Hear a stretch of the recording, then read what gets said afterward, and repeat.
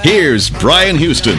January 8th, 2000, the Music City Miracle. The Oilers, all they got to do to win those kind of ball games instead of lose them is just leave Houston. That's it. Yeah, they go to Tennessee. Blow it. And get the Music City Miracle, beat Buffalo, coached by a gentleman by the name of Wade Phillips. Oh, yes. Coach Cupcake. The long, miserable career as a head coach begins for Wade Phillips. And the Oilers go on to the Super Bowl that year and then lose by a foot to the Rams. And the rest is history because Wade ends up with the Cowboys. God. And then, boy, the Cowboys are history and the whole bit. Yeah. At any rate, the Tennessee Titans beat Buffalo 22-16 on that kickoff return play there at the end of the ball game. Crazy stuff. National championship game last night. Alabama crushes Notre Dame. Third national title in 4 years. SEC dominance continues. Seventh national title for the conference. And with us right now on the APEC VIP hotline, cutting edge training for the serious athlete. The results show when the athletes take the field is the lead SEC writer for the Bleacher Report, Barrett Sallee. How you doing, Barrett? Good, Brian. What's going on? Well, we're just kind of taking in the aftermath of the Alabama dominance of Notre Dame last night. What'd you think about that? Well, it was really, really impressive. I think it was probably one of the most dominating efforts you've seen in the championship game, really, since the BCS started in 1998. It was just a flat-out whipping by Alabama. You know, there was no doubt within the first 5 minutes of that game how it was going to turn out. It was truly a dominant effort that was the coronation of the Alabama dynasty, and that's what they are now. Were you surprised at all that they blew Notre Dame out like they did? I was surprised at how little fight Notre Dame had. That surprised me, and it looked like once they got punched in the mouth in the first drive, they never recovered. I figured the game would go like that, but I thought Notre Dame would have a little bit of fight and sort of keep it close. I said 28-17, but a game that really wasn't that much in doubt. Alabama is so fast, so physical, and the players buy into that system so well that when they get cooking, when they have time to prepare, they're almost unbeatable. And I think you saw that last night because in the SEC, Alabama is the team that lost to Texas A&M, came close to losing against LSU and Georgia, but with a month to prepare, they had that thing cranking on all cylinders, and I think that's a testament to the coaching staff and what they're able to get out of their players. One of the things that struck me right off the bat last night, and I know Alabama, I watched Alabama all my life, and having been an LSU fan, watched Nick Saban completely turn LSU's program around and then do what he's done there at Alabama. One of the things I thought Notre Dame did last night is they got completely away from what Notre Dame did to get to that ball game. When they came out, number one, their defense had no answer against Alabama's offense in that opening drive. And then they come out with an empty backfield, 3 tight ends, and they got Golson throwing the ball deep down the field. And that's not what Notre Dame did to get to the championship game. It looks to me like they had too much time on their hands, the coaching staff did, and they just completely threw out everything that they did to get to that game. And I thought the game plan did as much to kill them as Alabama did. Yeah, I agree. On that first drive, if Notre Dame had answered, that would have been probably a different ballgame. Well, it probably would have been a different ballgame, but they would have been, at least, in the mix longer and maybe been able to catch a break or two. I agree. The calls, especially in the first half, the 2 fade routes to Tyler Eifert in the first drive, and then the 4th and 1 where they just launched a bomb downfield, a low percentage play. I didn't get it. It was bizarre to me, and I think that did as much harm to Notre Dame as Alabama did because. Alabama, they weren't stopping Alabama. Fundamentally, that defense just simply could not tackle. And so, once that was apparent, I think they maybe panicked a little bit and kind of stayed away from what got them there longer than they probably should have. And by that point, the game was long gone. I don't know if you heard Brian Kelly's comments at halftimes, but he basically conceded the game at halftime. Yeah, he really did. And that, I think is an indication of him knowing. What was going on, and I like that. I know he's gotten criticized for that, today, but he was asked a question and he answered it honestly. Like he knew exactly why Alabama. It wasn't, it's not like it was a secret what Alabama was doing and why Notre Dame was losing. So, I like that sort of that candor from the coach. He recognized it. He couldn't fix it. His team couldn't fix it, and they just got beat. There's no 2 ways about it. What do you make of A.J. McCarron's legacy now? I mean, he's still got a year to go. I mean, this guy could end up being the most decorated quarterback in Alabama history. Yeah, he really could. You know, he's already probably the best quarterback in the BCS era in terms of the most of titles. But you know, he will go down, you know, as one of probably the best quarterbacks in Alabama history. And you know, he gets labeled a game manager. That's unfair. You saw last night. He can make every NFL throw. And this is a stat that I put in a column today.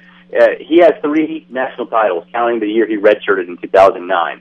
That means he has more national titles than losses as a starting quarterback. That is absolutely mind-boggling to me. So he is a fantastic quarterback. You know, he's not going to be the guy that puts up video game numbers, but he is the perfect man to do what they want to do offensively. And we were talking about this in the first 20 minutes of the show, to put into perspective just how really hard it is to do what Nick Saban and his team managed to do in winning not 1, not 2, but 3 in the last 4 years, and back-to-back in this era of college football. Yeah, it puts him in the conversation with Barrett Bryan, and you know, no one's going to ever eclipse Barrett Bryan, but he's certainly in the conversation right now, and that's as good as it gets for Nick Saban. You know, and I think, you know, David Pollack used the term on ESPN's broadcast about the Sabanization of Alabama's team. They all think and act like him, and that's true, because you know, you saw Alabama in the fourth quarter, Barrett Jones and A.J. McCarron getting into that shoving match. They're playing against perfection, and that's what Nick Saban has been striving to get his team to do all year long, and they do it. And you know, it was odd for the outsider to see A.J. McCarron and Barrett Jones being so into that game in the fourth quarter, in a game that is not anywhere close to being in doubt. But that's what Saban instills in his players. They fight against perfection, and so you know, to get guys that are, you know, all 5-star athletes that are all superstars in their high schools to buy into that and be unselfish and all do that, you know, play their role for the greater good of the team is. You know, it's a testament to that coaching staff and what they're able to do. They do a remarkable job. Okay, now, we live in Texas, and the Aggies are a bit full of themselves right now, and so I'm getting a lot of Facebook chatter today saying, hey, big deal, you know, we beat Alabama. I mean, explain to the Aggies real-world college football right now, please. Well, yeah, A&M, they beat Alabama. You can't take that away from them, but I think that's more indicative of the SEC cannibalizing itself on a week-in, week-out basis. The SEC is the strongest conference in college football. There's no doubt about that. But Alabama and Nick Saban in particular have mastered the art of preparing with more than 1 week to prepare. I think his record is 15-4 at Alabama with 2 or more weeks to prepare for a game. He even mentioned in the press conference today that he changed his system going into the Texas National Championship game after the 2009 season, and it's worked wonders. And so, you know, it is one thing to beat one team heads up. It's another team to establish, maintain, and further improve upon a dynasty. So those 60 minutes were good for Texas A&M, don't get me wrong, but it pales in comparison to what Alabama has done for the last, you know, 3 or 4 years. I mean, the sustained success that Saban has achieved is really unparalleled in this era of college football. And the other thing about it is everybody knows what they're getting ready to face with Alabama. You know, they're going to line up and they're going to do what they're going to do, and they just say, you stop it if you think you can, and nobody can stop it. Yeah, no, it's absolutely true. And, you know, again, A&M, to their credit, they stopped it. They jumped out on Alabama early and did what they had to do to win. And you know, that can never be taken away from them. But Alabama is still the most talented, the best coached, and the best prepared team in the SEC by far, and there really isn't even a close second. Okay, and then also I know that you know, all the SEC hate is going to get amped up even further now because Alabama has won this thing. You know, how much of it has to do with the fact that they have to go through this conference year after year after year to get to the point of playing for a national championship?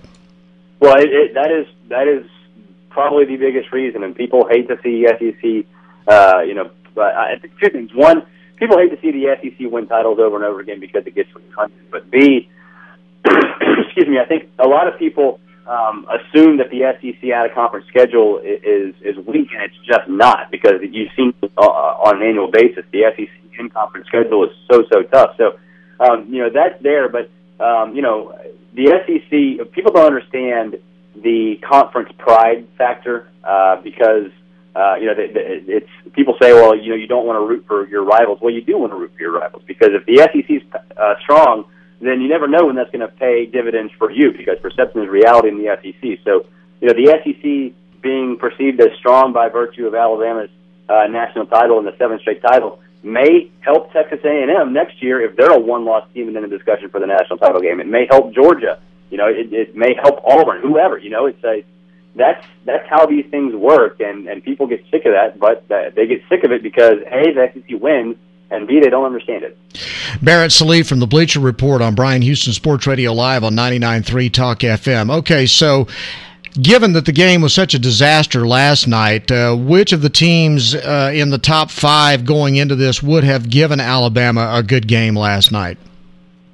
I think Oregon would have to a point. Oregon, that's a finesse offense. But after the Auburn National Championship game 2 years ago, Chip Kelly made it a point to beef up on the interior line on both sides. And so I think they averaged 20 pounds per player more or heavier than they did 2 years ago. So I think Oregon would have given them a game because that offense, and with the months to prepare, Chip Kelly can certainly get creative. Other than that, I think A&M obviously would have. Just because they, have that offense, and Nick Saban hates that hurry-up, no-huddle offense. But with the months to prepare, Nick Saban would have figured out a way to shut down Johnny Football. And then overall, how did you think the conference did as far as bowls were concerned?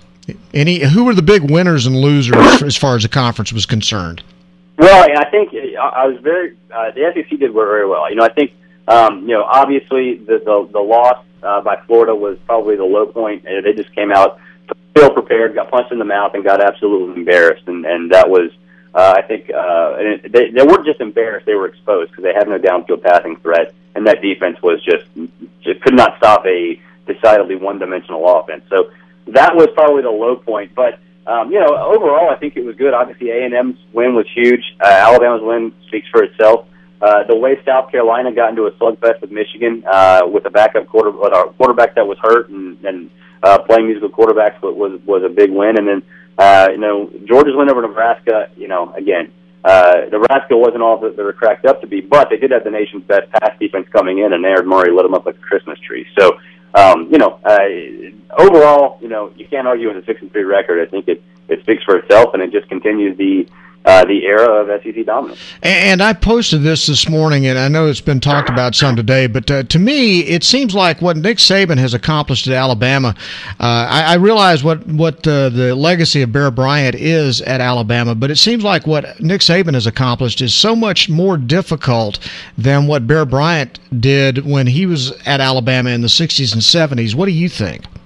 Yeah, I absolutely agree. I think it's hard to compare eras because the landscape is different, but within the age of scholarship limitations and national recruiting rankings and more exposure for all prospects and all that stuff. Yeah, what Nick Saban has done, three national championships in 4 years at Alabama, was a quarter away from playing for the national title in 2008.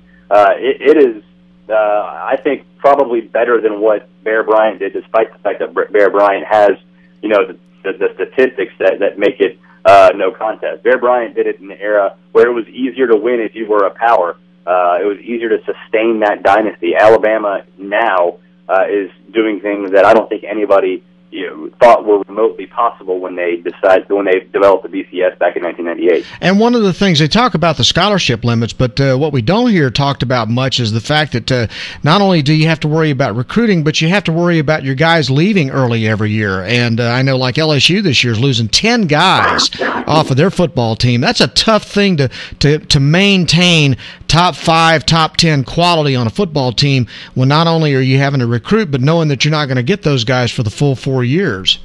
Yeah, it really is. But once you get the ball rolling like Nick Saban has, you can sell that. You can use that to your advantage. You can use that and sell that to recruits that want to, be on the 3-year plan and get them in and out quickly. And, as long as you're successful in doing that, that's a good problem to have. So yeah, but again, a lot of those, defections and departures are a little bit unpredictable. But yeah, Alabama again, that's a testament to the way they've recruited and developed players over the Saban era, because they just keep churning them out. They get them in, they win a title, and they get on to their next step, which usually is the NFL. Okay, so can they win it again next year? Yeah, I think A&M will give them some heat in the SEC West. I think Georgia may have something for them as well, especially with Aaron Murray back. But I think they'll be the odds-on favorite. I think after what we've seen this year and what we've seen Saban be able to do with teams in years that they have much more critical holes to fill, I think you have to give them the odds-on advantage right now, just because no one else has proven they can unseat them yet. Boy, it's just phenomenal, the kind of machine he's got going over there right now, and the rest of the country needs to get either really very good or get very depressed. Yeah, they need to step up their game or get comfortable with losing, because I think Alabama's the best maybe yet to come. Oh my gosh! Well, Barrett, we appreciate it very much. Thanks very much. We love your work, and we want to be sure to tell everybody to check out the BleacherReport.com and check out Barrett Sallee, the SEC senior writer there. Terrific job. Thank you, sir. All right, thank you for having me. All right, great to have you on. Barrett Sallee from the Bleacher Report.